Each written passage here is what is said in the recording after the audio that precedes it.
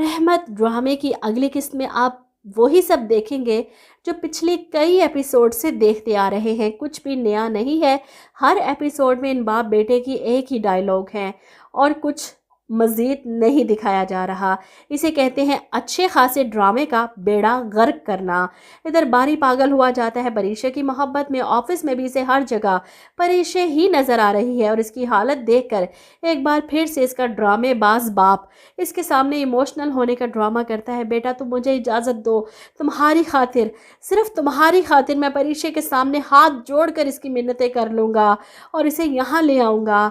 बारी अपने बाप के जुड़े हुए हाथ पकड़कर तड़प जाता है। मैं इतना कमज़र्फ नहीं, प्लीज़ डैड।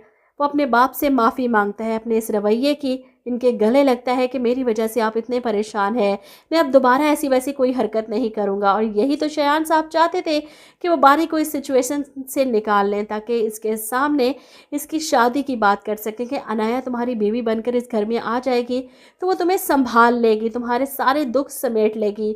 बहुत अच्छी लड़की है, बहुत समझदार, इसने अपने आप को कितना सुधार लिया। अब मेरे जुड़े हुए हाथ देखो और अनाया के लिए हाँ कर दो। बारी जितना सेंटी हो रहा है अपने बाप की वजह से, जो इसके लिए परीक्षा की मिन्नतें करने को तैयार हैं, तो वो क्यों ना अपने बाप की बात रखे। मुझे लगता है कि वो मान जाएगा, लेकिन मुझे नहीं लगता कि मिनाल मानेगी। वो अपने बाप को सख्ती से मना करेगी कि मैं इस सब के लिए राज़ी नहीं हूँ। अनाया और बारी का कोई जोड़ नहीं है। बारी के लिए अगर कोई लड़की ढूंढनी है तो फैमिली से बाहर ढूंढे। वो अच्छी तरह से जानती है कि अनाया बारी की ज़िंदगी में जाकर क्या तूफ़ान ला सकती है और इसकी और राहील की ज़िंदगी में भी।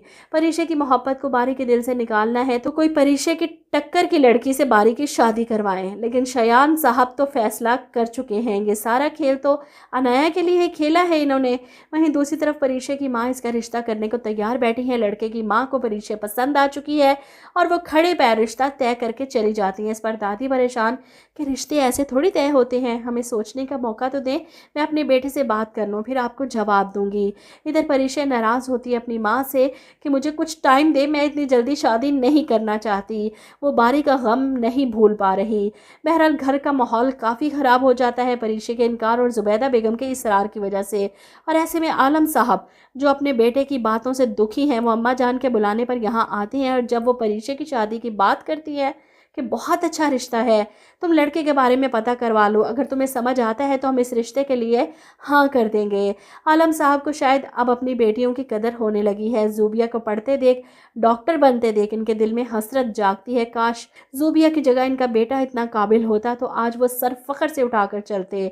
इनकी सोच फ़िलहाल बदलने वाली नहीं है जब तक अपने बेटों की तरफ से कोई बड़ा झटका नहीं लगता। तभी इन्हें एहसास होगा कि बेटियां तो रहमत होती हैं और रहमतें तो सिर्फ खुशनसीबों के घर उतरती हैं।